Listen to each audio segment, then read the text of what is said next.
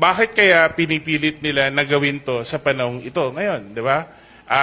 Alam naman natin kung ano at saan nakatuon ang atensyon ng taong bayan at ngayon kailangan nilang buksan ulit kung saan ayaw naman nilang pirmahan yung partial report na tinapos ni Senator Lacson.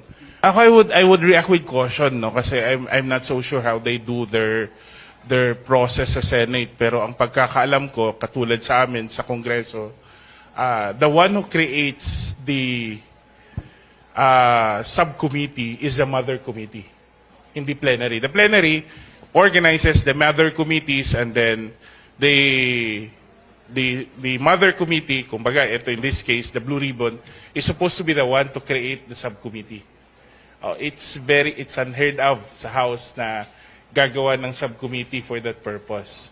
And in any case, all of these actions have to be approved on the floor sa plenary. Which I'd like to presume hindi naman sila nag-session mula ng Webes, di ba? So I would want to withhold my reaction on whether it is in accordance with the rules or not. No, kailangan gusto kong antayin until Monday kung how the plenary of the Senate will deal with that. Pero sasagutin ko na rin yung tanong mo. Pareho ako ng katanungan ng marami, no? Na bakit kaya pinipilit nila na gawin to sa panahong ito ngayon, di ba? Alam naman natin kung ano at saan nakatuon ang atensyon ng taong bayan at ngayon kailangan nilang buksan ulit kung saan ayaw naman nilang pirmahan yung partial report na tinapos ni Senator Lacson. Why the sudden shift? Why the sudden urgency? Hindi siguro natin makakailan na maisip ng ibang tao. Kami siguro sa Kamara at marami kaming mga kasamahan ang nagtatanong bakit pinipilit ngayon. Total, nandyan na rin naman ang proseso sa Ombudsman, which is the proper forum. And I think everybody will agree that that is a proper forum, no? The Ombudsman at the moment, because cases have started to be filed. Hindi mo maiwasang isipin ba na ginagawa ba nila ito para sa umaga, babalikan nila lahat yung mga miyembro ng Kamara, yung mga nasa executive agencies, para sa hapon sa impeachment, medyo nawawala kami, nakakalampag kami sa impeachment court. Wag naman ng ganun, di ba? Ginagawa ba to para to undermine the impeachment process? Kung hindi mo man mapipigilan yung impeachment trial from proceeding, baka iniisip nila, pwedeng, sige, guluhin na lang natin, di ba? So, I think that is those are valid questions that needs to be answered. I'm not saying that we should escape accountability, but we allow the proper forum to take over the process of exacting accountability. Kasi kung sa Senado rin lang naman, may senador din kasi na kasama sa mga inaakusahan. Kaparehong, kung kami, hindi rin naman siguro matutuwa ang taong bayan na kami rin ang mag-iimbestiga sa mga kasamahan namin sa House. And precisely the reason bakit the House decided to defer the role of the investigation sa Ombudsman. I think the process of searching for accountability, of exacting accountability should proceed, should continue. Pero ang tanong ko dapat it should be on the basis of evidence, it should be on the basis of the rule of law, and it should not be used as a mechanism to deflect attention from the ongoing impeachment trial. Because in the end, accountability din yun eh. You cannot undermine that, di ba? So yun lang yung punto ko regarding dun sa pag-create ng subcommittee. Parang this appears to me na parang underhanded effort to turn the tables on the minority, di ba? Hindi and lang seize ako the political initiative. Siguro may ganun silang dynamics sa Senate, no? Sila siguro ang makakasagot nun yung current majority at current minority. Pero kami kasi alam naman ho ng lahat na may mga akusasyon sa mga miyembro ng Kamara. At sa hapon, kung sakaling mangyari man to, tuloy-tuloy, gagampanan ng mga miyembro ng Kamara ang role bilang prosecutors, di ba? So there will always be that institutional tension that we would want to avoid at the moment, given the gravity of the impeachment trial. I don't think, no, as I've always said, lahat tayo gusto ng accountability, pero hindi mangyayari ang accountability kung uunahin natin yung politika. Hindi mangyayari ang accountability kung gagamitin natin ito to the political advantage of one group over the other. Kasi sa totoo lang, ang mas malaking tanong pag nagsimula ng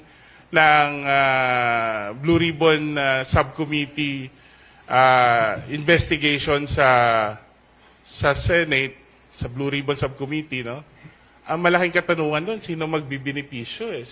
Kaninong naratibo ang mangingibabaw, di ba? So, the people we have to be very clear. And in the end, no, the shortcuts will not serve our ultimate purpose of exacting accountability, whether in the case of the flood control problem or scandal, or in the case of the impeachment. Bakit kaya pinipilit nila na gawin to sa panahong ito ngayon, di ba? Alam naman natin kung ano at saan nakatuon ang atensyon ng taong bayan, at ngayon kailangan nilang buksan ulit kung saan ayaw naman nilang pirmahan yung partial report na tinapos ni Senator Lacson. Ako, I would react with caution, no, kasi I'm not so sure how they do their process sa Senate, pero ang pagkakaalam ko, katulad sa amin sa Kongreso, the one who creates the subcommittee is the mother committee, hindi plenary. The plenary organizes the mother committees, and then the mother committee, kumbaga, ito in this case, the Blue Ribbon, is supposed to be the one to create the subcommittee. It's unheard of sa House na gagawa ng subcommittee for that purpose. And in any case, all of these actions have to be approved on the floor sa plenary. Which I'd like to presume hindi naman sila nag-session mula ng Webes, di ba? So I would want to withhold my reaction on whether it is in accordance with the rules or not. No, kailangan gusto kong antayin until Monday kung how the plenary of the Senate will deal with that. Pero sasagutin ko na rin yung tanong mo.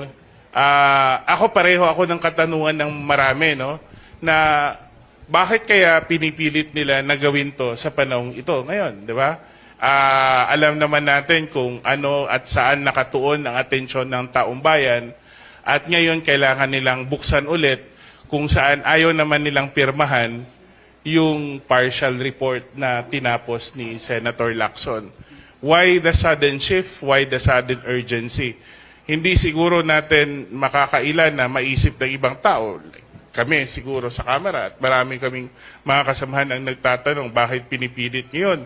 Total, nandyan na rin naman ang proseso sa Ombudsman, which is the proper forum. And I think everybody will agree that that is a proper forum, no? The Ombudsman at the moment, because cases have started to be filed. Hindi mo maiwasang isipin ba na ginagawa ba nila ito para sa umaga, babalikan nila lahat yung mga executive agencies para sa hapon sa impeachment. Medyo nawawala kami, nakakalampag kami sa impeachment court. Wag naman usahan ng ganun, di ba? Ginagawa ba to para to undermine the impeachment process? Kung hindi mo man mapipigilan yung impeachment trial from proceeding, baka ang iniisip nila, pwedeng, sige, guluhin na lang natin, di ba? So, I think that is those are valid questions that needs to be answered. I'm not saying that we should escape accountability, but we allow the proper forum to take over the process of exacting accountability. Kasi kung sa Senado rin lang naman, may senador din kasi na kasama sa mga inaakusahan. Kaparehong, kung kami, hindi rin naman siguro matutuwa ang taong bayan na kami rin ang mag-iimbestiga sa mga kasamahan namin sa House. And precisely the reason bakit the House decided to defer the role of the investigation sa Ombudsman. I think the process of searching for accountability, of exacting accountability, should proceed, should continue. Pero ang tanong ko, dapat it should be on the basis of evidence, it should be on the basis of the rule of law, and it should not be used as a mechanism to deflect attention from the ongoing impeachment trial. Because in the end, accountability din yun eh. You cannot undermine that, di ba? So, yun lang yung punto ko regarding dun sa pag-create ng Subcommittee. subcommittee.